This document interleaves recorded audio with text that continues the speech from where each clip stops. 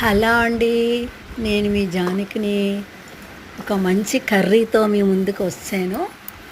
చూడండి friends, prawns, రొయ్యల కూర, గోంగూర. మా పెరటి గోంగూరతో చేస్తున్నానండి.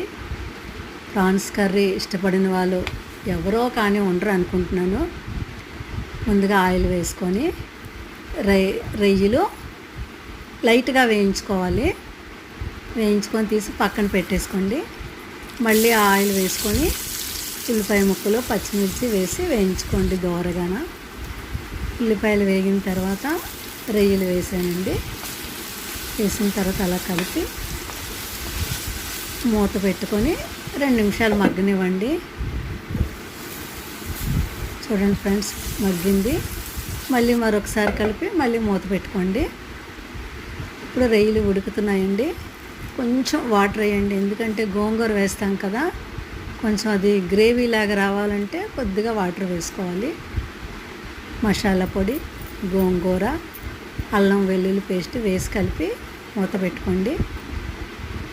ఒక 5 నిమిషాలు ఉడికిన తర్వాత సిమ్లోనే, అంతే, చాలా సింపుల్. గోంగూర రొయ్యల కూర రెడీ. మీకు నచ్చిందని అనుకుంటున్నాను.